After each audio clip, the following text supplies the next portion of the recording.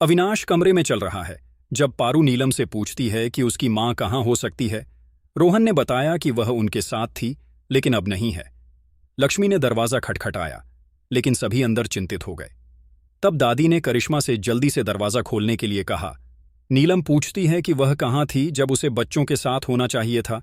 लक्ष्मी ने खुलासा किया कि किसी ने उसका अपहरण करने की कोशिश की थी, लेकिन नीलम ने कहा कि एक मां कभी भी अपने बच्चों से दूर नहीं रह सकती, लेकिन चाहे कुछ भी हो जाए लक्ष्मी को बच्चों को अकेला नहीं छोड़ना चाहिए था।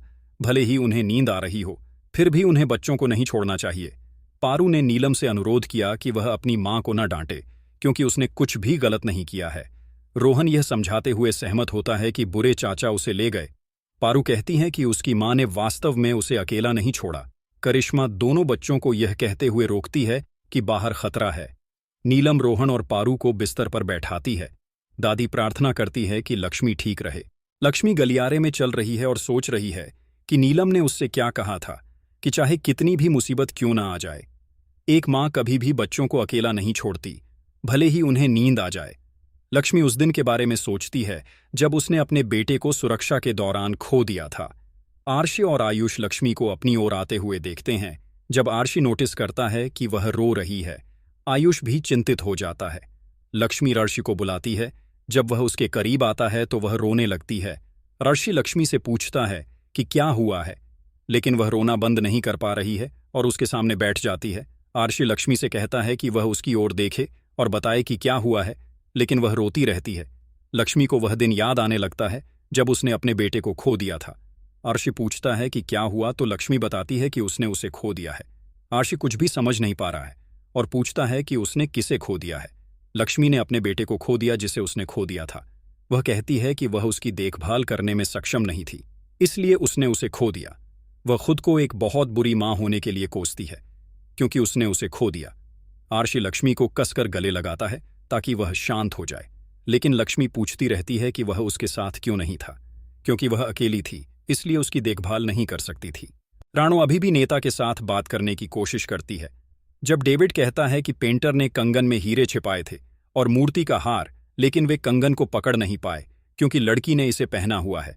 बॉस ने बताया कि उन्हें कंगन को अन्य सभी आभूषणों के साथ ले जाना होगा, लेकिन यह जल्दी करना होगा अन्यथा वे हथकड़ी में होंगे।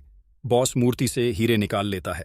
राणो फुसफुसाकर आंचल से पूछती है कि क्या उसे यकीन है कि ये लोग चोर हैं।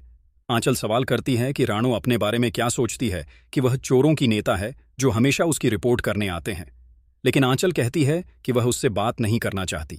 राणो सवाल करती है कि वे मालिक मूर्ति से नकली आभूषण क्यों चुरा रहे हैं।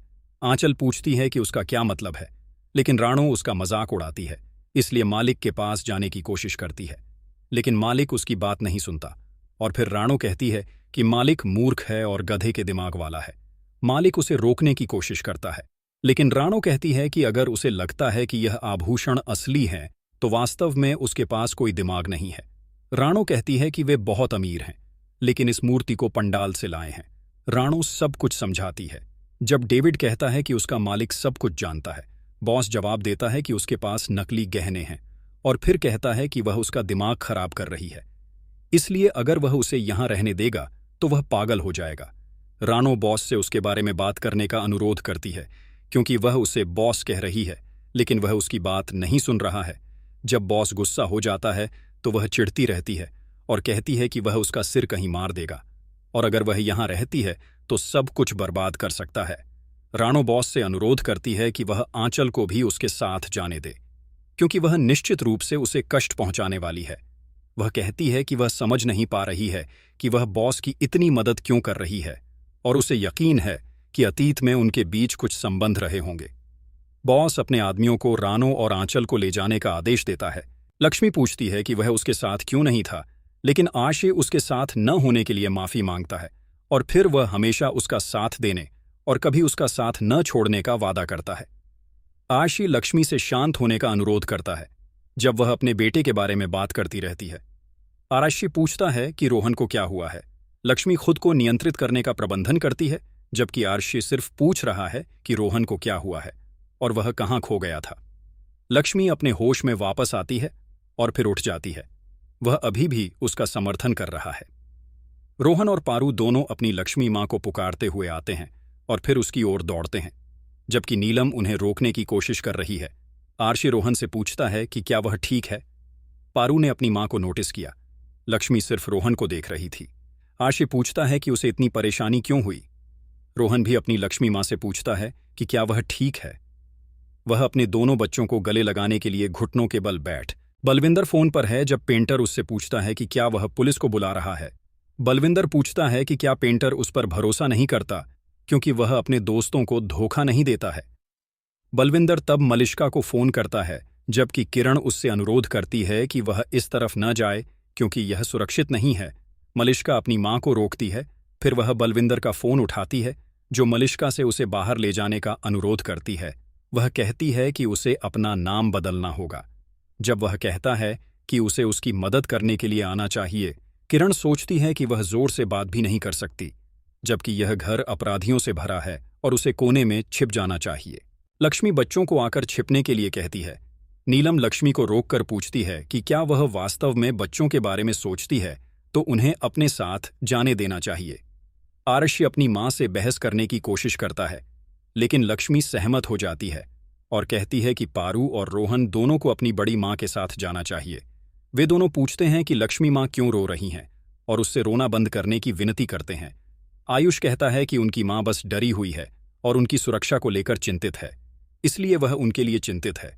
पारू कहती है कि वे ठीक हैं। आयुष जवाब देता है कि वे दोनों दुर्व्यवहार कर रहे हैं और किसी की नहीं सुन रहे हैं, इसलिए यदि वे मुसीबत में पड़ गए तो उनकी मां का क्या होगा। रोहन सहमत होता है। जब आयुष बताता है कि यदि वे अपनी मां की बात मानेंगे तो वह रोना बंद कर देगी।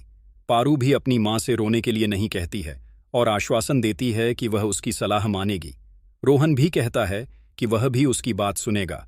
रोहन भी पारू से सहमत हो जाता है। नीलम कमरे की ओर जाने से पहले रोहन और पारू को ले जाती है। लक्ष्मी उनकी ओर देखने लगती है और चिंतित हो जाती है।